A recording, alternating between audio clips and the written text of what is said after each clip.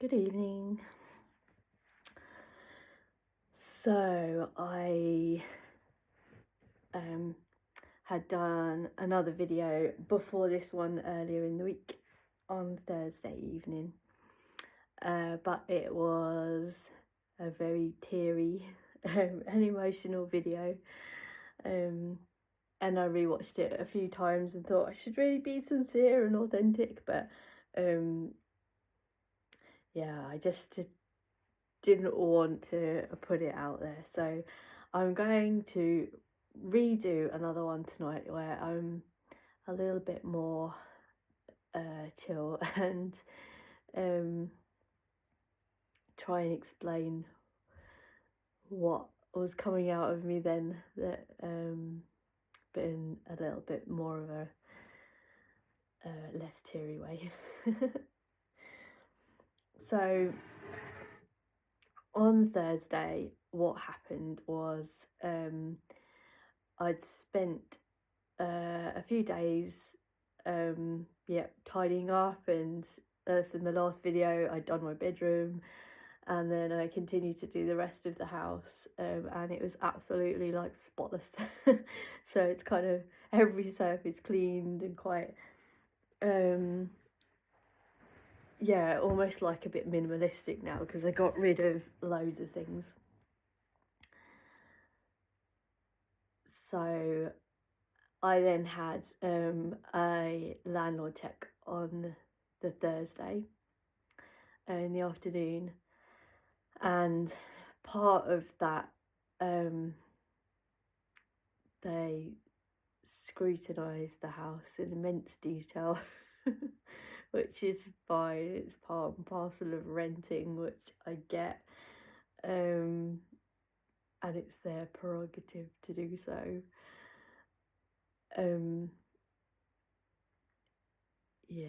It's a tricky one with renting. At one point, kind of, they spend a lot of time in the bedrooms and like in the bathroom, my bathroom cabinet being discussed, and it's really difficult for me, I find, because it is their property and I do get it. My parents were landlords, and at one point in my life we were actually letting out my ex's house as well, so I really do get it.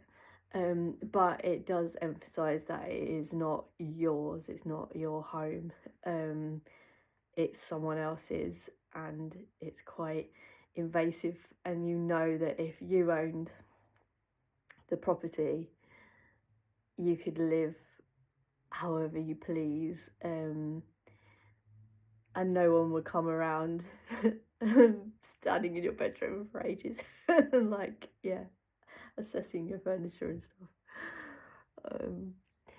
I think what makes it hard, and this is where the tears came out as well, there were two reasons, but the first reason is that, you know, if you're undiagnosed with learning disabilities, neurodiversity, you never get the help you need. There's a lot of children now who get diagnosed with dyslexia and things like that, and then they get the support they need, so they get their extra laptops, and you know, they're in a position where it's recognised, you know. But if you're an adult who never got picked up, especially like I'm 44, there's a whole generation of us who didn't get picked up, especially being female. My brother got picked up for being neurodiverse, you know, having dyslexic learning disability, and I never did. And a lot of females now are getting diagnosed very late on in life, because they didn't even think that ADHD and that and autism, they didn't even think females could have it. It wasn't, it's because we're just masking so well, which anyone who knows anything about, you know, I'm not going to go into it because you can, if you're watching this, you probably know about it anyway, and what females, you know, why we don't get picked up. But it means our entire lives we've hit these barriers, where we've got so far. So I did really well, like in GCSE, and then I kind of got through A level, did a BTEC diploma, and the grades started dropping a bit then, and then I went through my degree. The first year was great. I was due to come out with a first, and then I came out with an absolute shocking degree, because they changed the course unexpectedly, and it involved some mathematical workings out, and I kept, because of that, I couldn't do what they wanted me to do. And it turned out in the final year I got picked up as dyscalculia.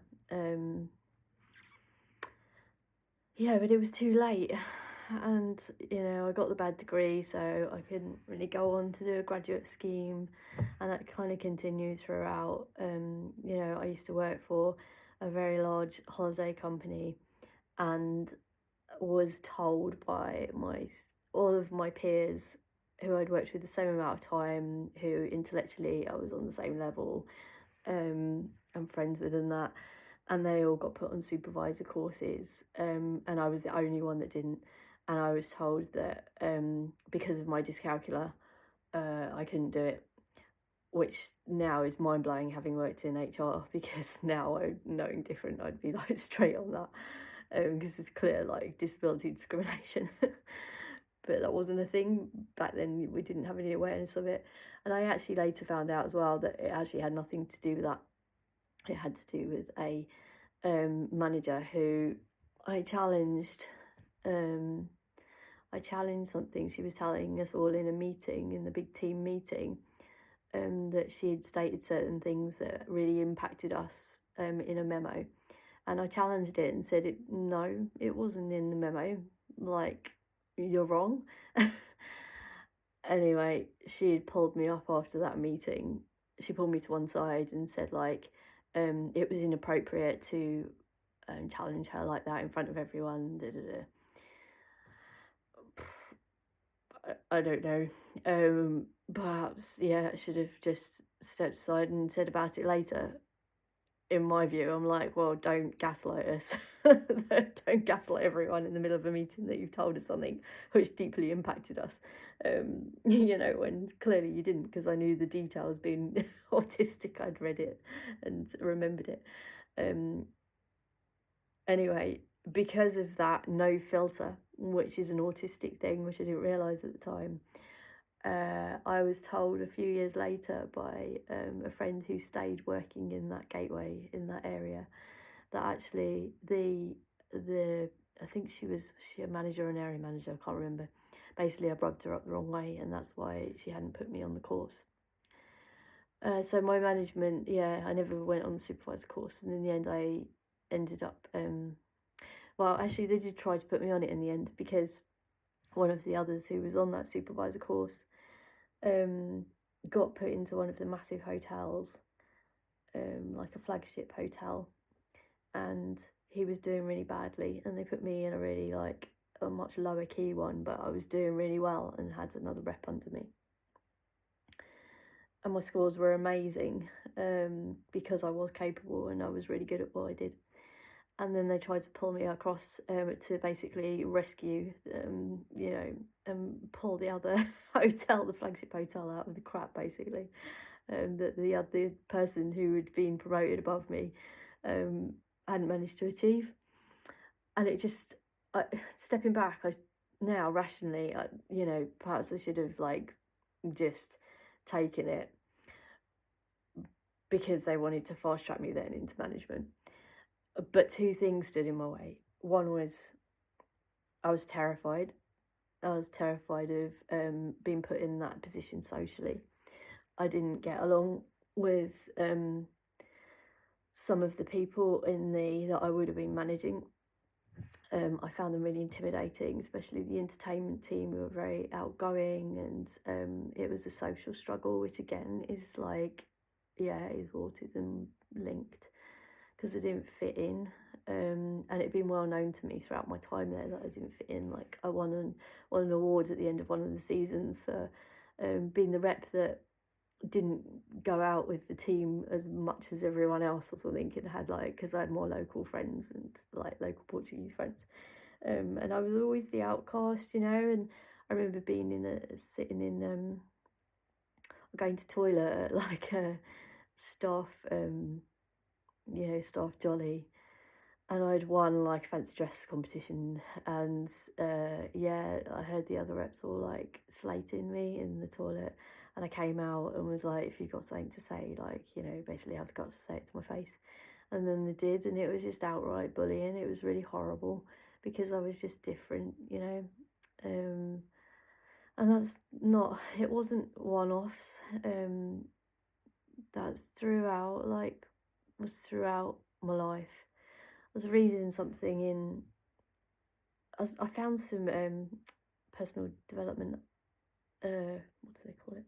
PDRs, personal development reviews, that are used by big corporate companies. And yeah, I was just reading through all those in a box that I found. And there's bits and pieces in there that I think, oh my God, yeah, that was autism. And then there was another grievance letter that I read that, again, I can't talk about the company because they're still in existence. They're a massive high street store that I worked for, and I absolutely love that company. I worked in several places, shall we say, throughout that company, and I loved loads of it, but there was one in particular, and oh my God, I read the grievance letter, and there was one instant where the manager had been literally screaming at me on the stairs. I mean, God knows what was wrong with her. I can't imagine somebody who owns their own shop with staff. I cannot ever imagine not even talking to people in that way, let alone full out screaming at them. Yeah, I don't know. It's just been different again, but it carried on. It's carried on throughout other jobs where I remember saying something where, in the last position I had in corporate, where we had, where something was not being done, and it just went on and on, and in the end, in a meeting, I was like, yeah, well, it doesn't ever get done, does it? And I got pulled up for it and bollocked, basically. Told you can't act like that. You can't say things like that. It's a theme that goes through, and it hinders. There's all these things, there's the learning disability of like dyscalculia, and then there's the being different, and it really sticks out, and you get reprimanded for that, or you get bullied for it, as a child or an adult. And then you have the overwhelm and the ADHD of making loads of mistakes. And to come full circle, these are the things that prevent you achieving stuff in life. And one of the things that you end up not achieving is a good salary, basically. Yes, I own my own company. Do I even earn a salary? I don't earn a salary after 2 years. I'm still struggling, just to break even, let alone pay myself at the moment, which is problematic because it thinks, where do I go from here? But yeah, I could have, I'm intelligent enough to have reached that 40-50k bracket, and I could have owned my own house, years ago, and I don't. Yeah, I just don't, and because I didn't reach that point. I worked hard, but I never could reach that point. And it's very frustrating when you're intellectually and academically, you're capable, but and I think I said in the other video where I was getting upset as well, is that, there's other factors as well, like I don't have family support around me. That makes it trickier to achieve things. I was at one point like Caning like £600 a month or something on childcare fees. And I'm not saying that, you know, that grandparents should, you know, do childcare all the time. But there's never a fallback. Like, everything costs, you know. There's no family helping out with anything. And again, it's not like I ask or particularly desire, you know, for this, but I'm pretty sure there'd be no inheritance for me. And there's certainly never been any help ever. Like, not with right through. There's never been any help because I don't have that family support.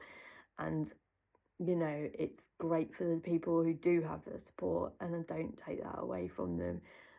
Sometimes I've had misplaced anger, especially with like my ex, I know, where I just lost the plot at one point because I was losing my house. And I didn't feel like it was helping me very much at all, and like he didn't care about that. And then, you know, he had had tens of thousands put in his direction only a few months before to manage to keep his house in a divorce. And it was really, really painful, you know, to the contrast is really painful, and it wasn't really his fault, and he's right in what he said. But yeah, it's like a feeling of not being understood, as to how hard it is. And I know loads of other people. I know people at university who were supported, and just, yeah. And the other factor is, you know, relationships as well. And I'm pretty sure that, well, I know because I've been told that,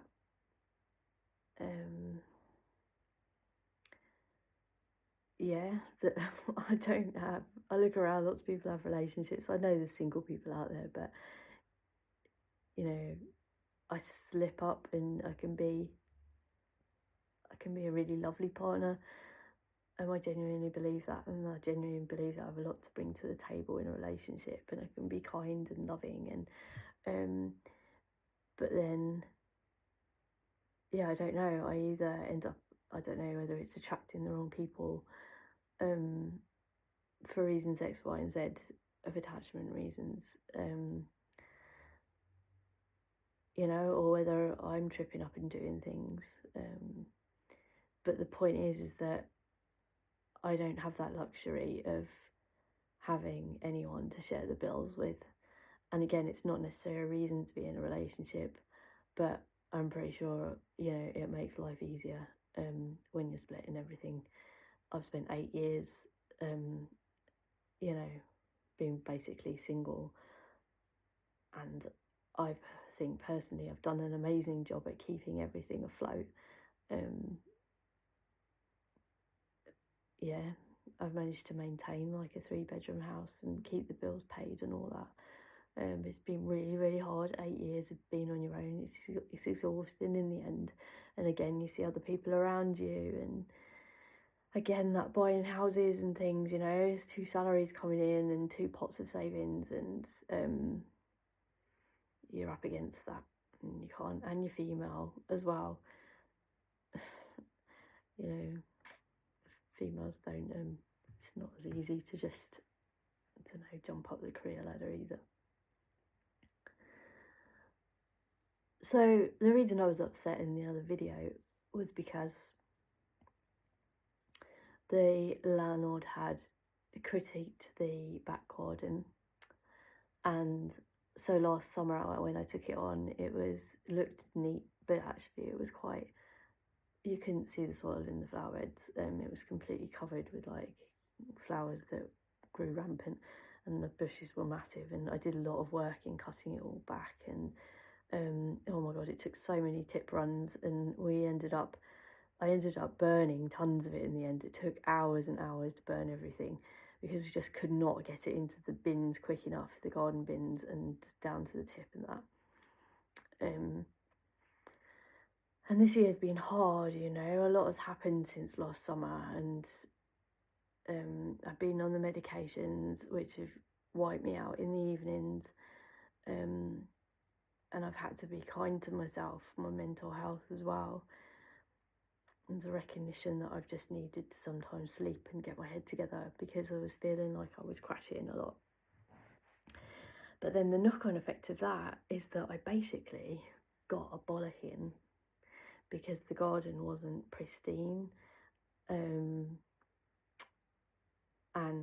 the word said to me was that somebody might see the garden, which again is their prerogative, owning the house.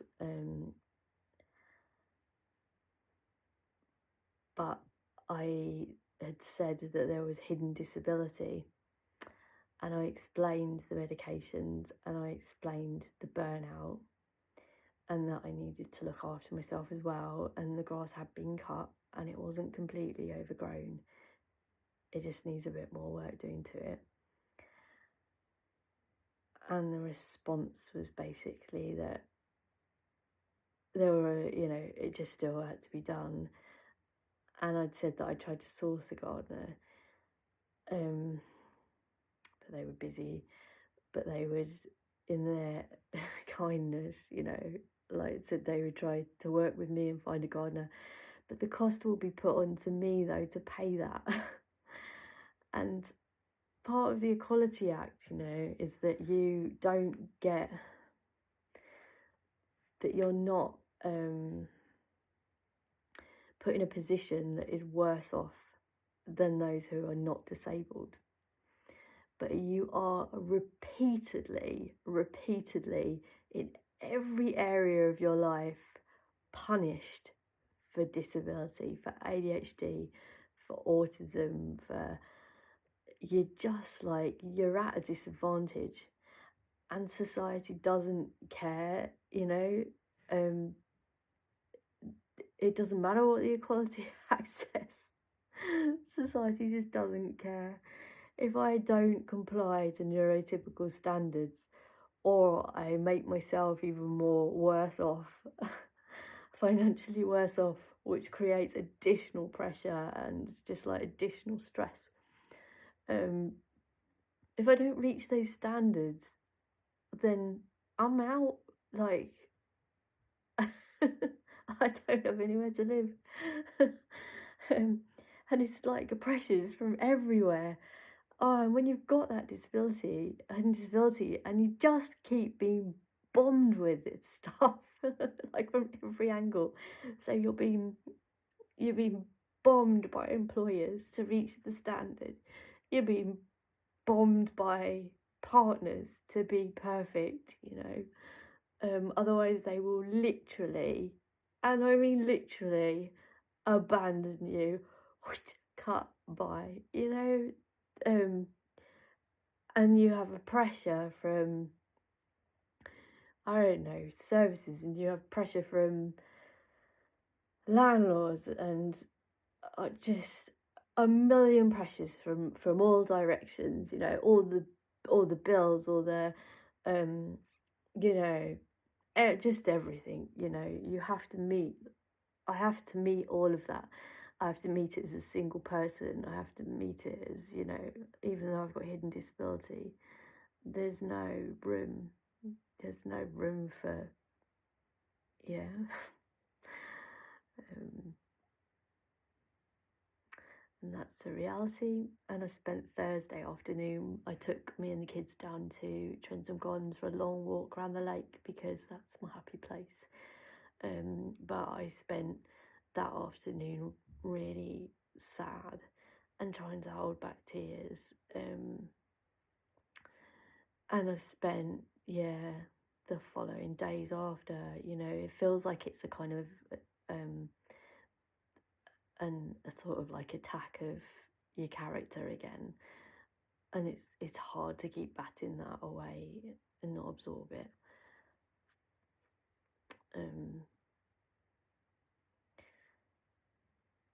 I have been reading a lot about complex PTSD because it is layers of it is those layers that make it, create it. I have also, off the back of a consultant's appointment and stuff I've watched since that, when we were talking about complex PTSD, she instantly asked me, had I heard of borderline personality disorder? And I've come across it before, and I've never really hit criteria with anyone I've ever spoken to about it professionally. And she didn't think I'd hit the criteria either, just from, I don't know, very briefly discussing it. But I've started watching, I started watching some things on Instagram and reading a little bit more around it. And I definitely hit criteria for some things. And I don't think I cope very well with the abandonment, and yeah, whilst inside me I feel like I'm kind of doing all right, like I feel like I'm a good person, you know. I've maintained the house on my own. You know, I'm a pretty good citizen. I've set up my own business. My children, despite what anyone says at certain points, my children have always been, you know, well dressed, and they're educated, and they eat healthy food, and I am a good mum. No matter the crap I get thrown at me about it from exes and family court, I am a good parent. Am I a good partner? I don't know. I have friends who seem to like me, you know. I don't know about relationships.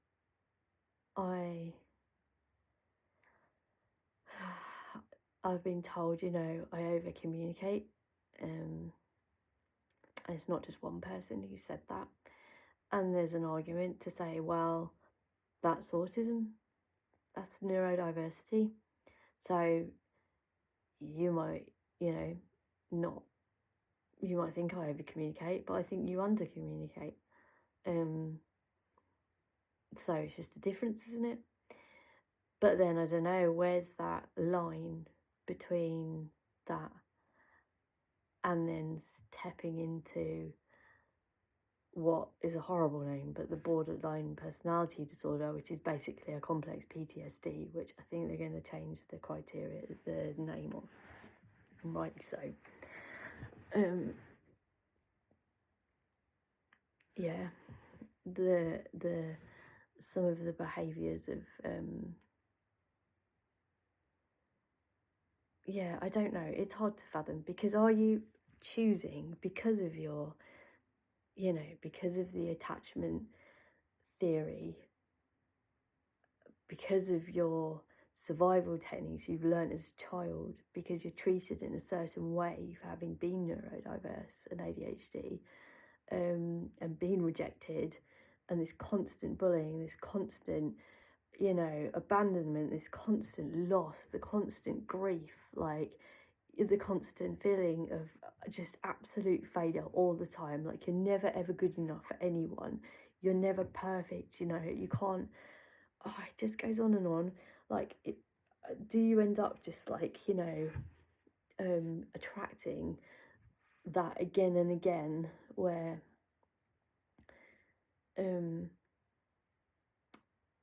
you know, you're supposed to be attracted to, like, your caregivers originally.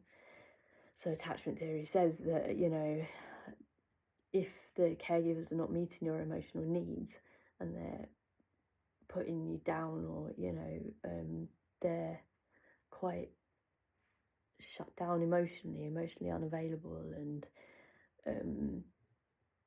yeah, they're just not connecting with you.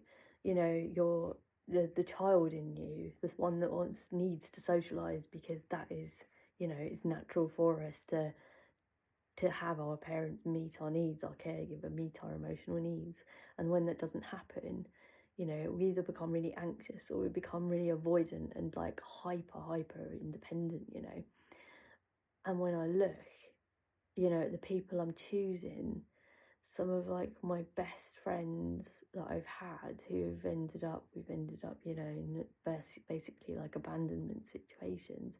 And then, you know, with partners, you know, it's like that inner child. I feel like I've attracted people where, you know, it's been so familiar, where they've been hyper independent and they've been really avoidant.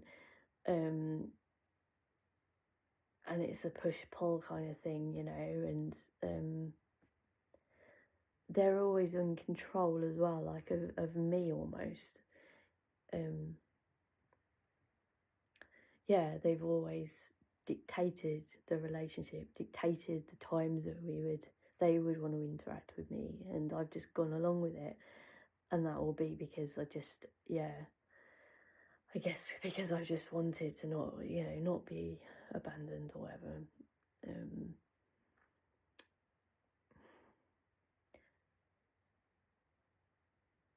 Yeah, and I guess that is quite hard. It's hard on your nervous system. It trashes your nervous system because you just don't know. You don't know where you are. You're relying on someone else.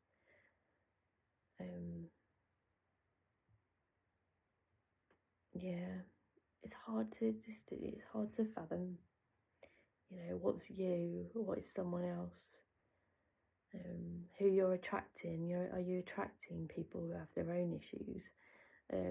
Because of like, you know, the struggles you've had, you know, and you're in a child, like trying to fix those things. Oh God, it's really like the one thing that I've learnt though,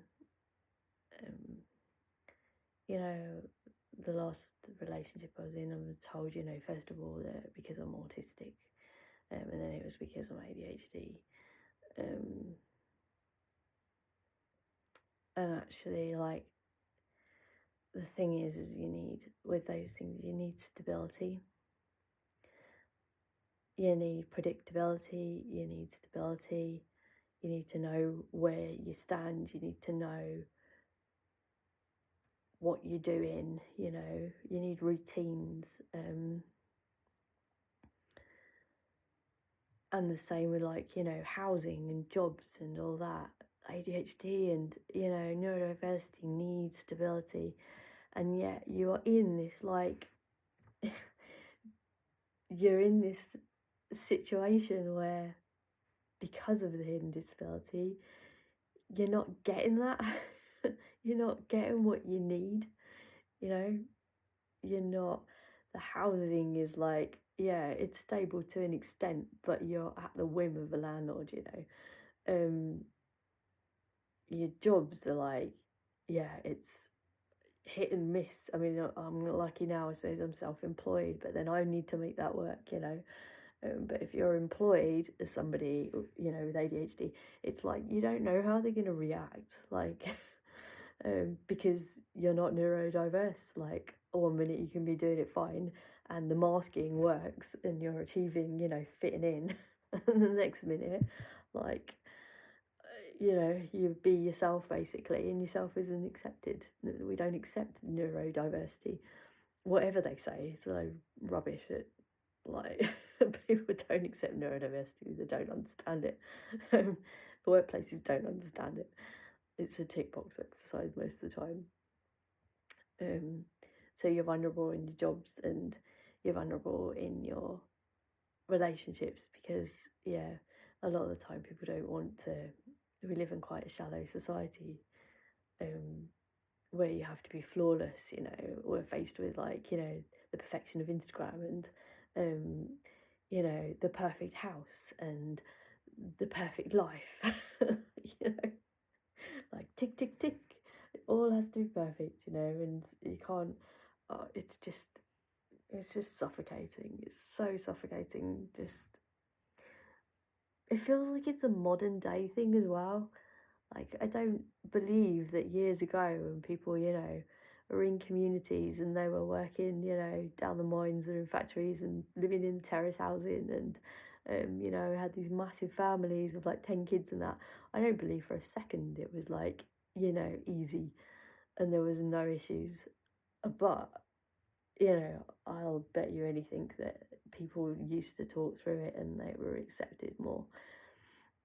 You know, people were just quirky, and now there's so much pressure from everywhere to be this tick box.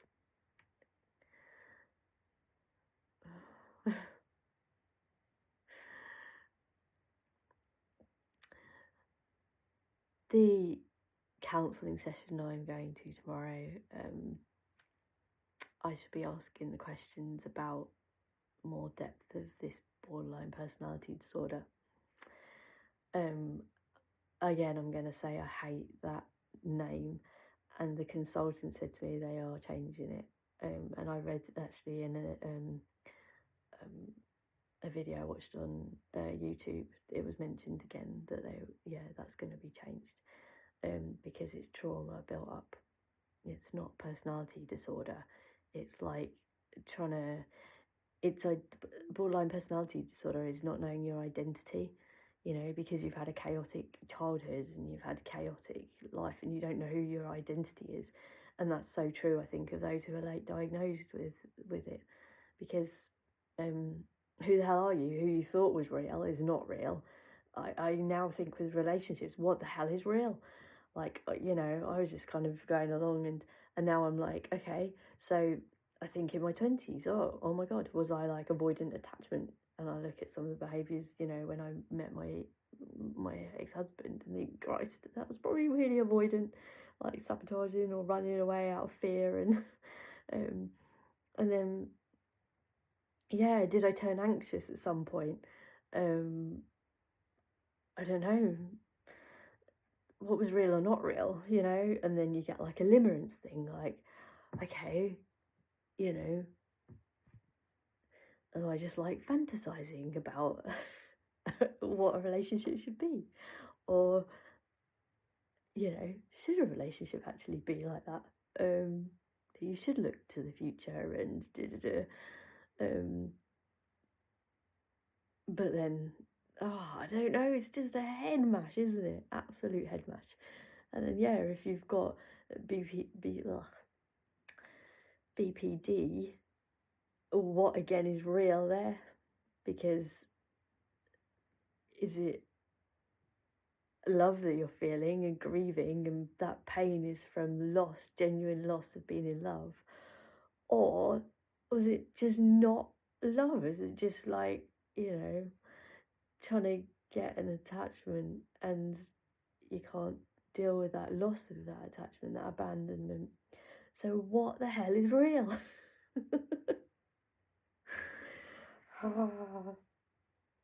I'm so on a journey, and I'm looking at things thinking, some of the things I've done have just been like, oh my God. Yeah, they've been awful at some points, and they're so wrapped up in coping mechanisms, you know. And I need to be forgiving of myself for those things. And I need to let go of what other people think of me, because half the time they just don't get it, you know. And I think half the time people have got their own issues going on as well that I'm maybe attracting because of my background.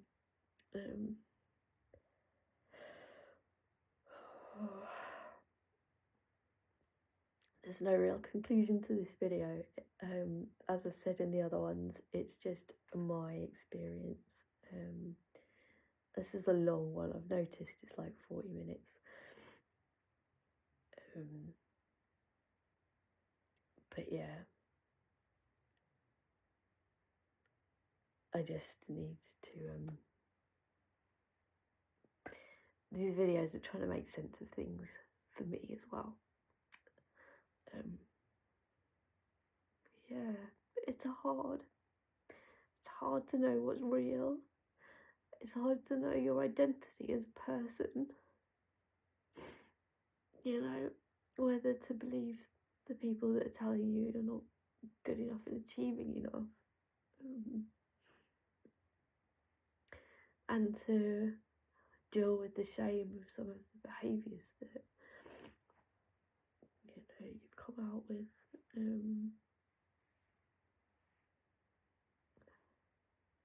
Yeah, and to know what is your core identity. And I know at my core I feel like I am a good person and I want to be a good person, but then you have to learn, don't you,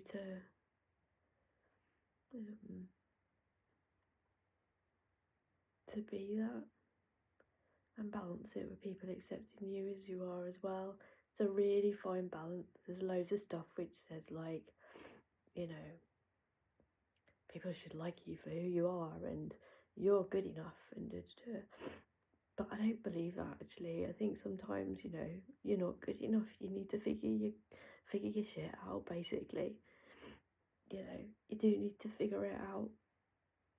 Because sometimes your behaviours are not really very productive and people are on the end of them.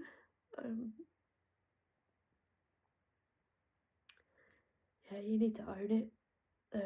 I was told by somebody, at one point that, you're adult enough to own your behaviours. And it's difficult when you're facing like new diagnosis and you don't really understand,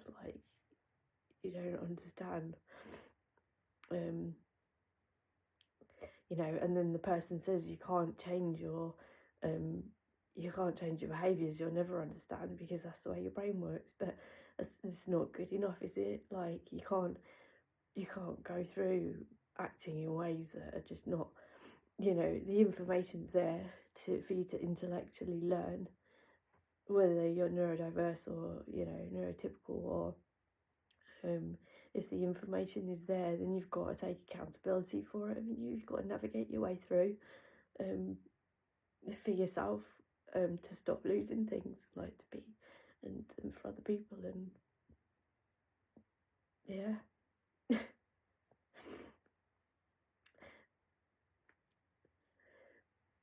I'm gonna go now.